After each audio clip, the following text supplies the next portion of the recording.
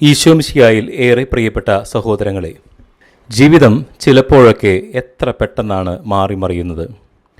ഇന്നലെ വരെ സന്തോഷത്തോടെ ജീവിച്ചവർ ഇന്ന് രോഗശൈലിയിലായിരിക്കാം.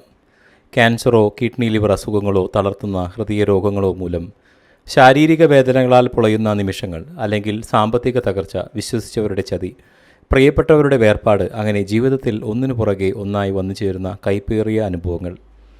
ഇങ്ങനെയുള്ള അന്ധകാര നിമിഷങ്ങളിൽ ഇനി എനിക്കൊരു പ്രതീക്ഷയുമില്ല എന്ന് കരുതി കരഞ്ഞിരിക്കുന്നവരുടെ ചാരയാണ് പരിശുദ്ധ അമ്മ തൻ്റെ സംരക്ഷണ തണലുമായി ഓടിയെത്തുന്നത്.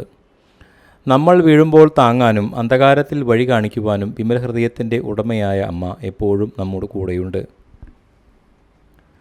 എന്തുകൊണ്ടാണ് നമ്മുടെ ഈ കൈപ്പേറിയ അനുഭവങ്ങൾ പരിശുദ്ധ അമ്മയ്ക്ക് ഇത്രയധികം മനസ്സിലാകുന്നത്? കാരണം ഭൂമിയിൽ ജീവിച്ചിരുന്നപ്പോൾ ലോകത്തിലെ ഏറ്റവും വലിയ വേദനകളിലൂടെ കടന്നുപോയവളാണ് അവൾ.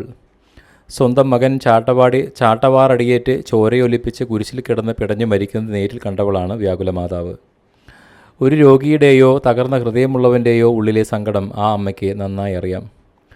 ഓരോ പ്രഭാതത്തിലും അമ്മയുടെ വാത്സല്യം വലുതാണ്. പക്ഷേ പൈശാചികമായ ബന്ധനങ്ങളാലും നിരാശയാലും നാം അകപ്പെട്ടുമ്പോൾ ഈ സ്നേഹം മനസ്സിലാക്കുവാൻ നമുക്ക് കഴിയാതെ പോകുന്നു. ലൗകികമായ ആശ്വാസങ്ങളിലല്ല, മറിച്ച് ദൈവത്തിലുള്ള അചഞ്ചലമായ വിശ്വാസത്തിലാണ് യഥാർത്ഥ സമാധാനമെന്ന് അമ്മ നമുക്ക് കാണിച്ചു തരുന്നു.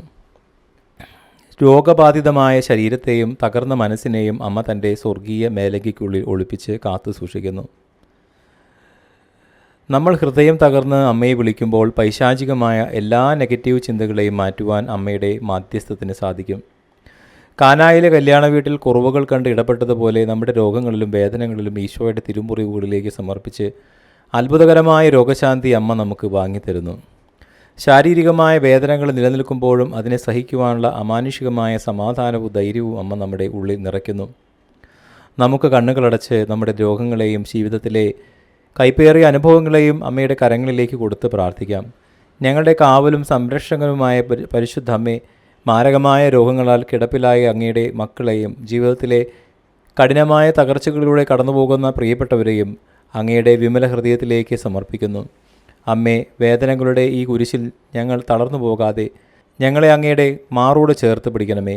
പൈശാചികമായ നിരാശയുടെ ബന്ധനങ്ങളിൽ നിന്ന് ഞങ്ങളെ മോചിപ്പിക്കണമേ.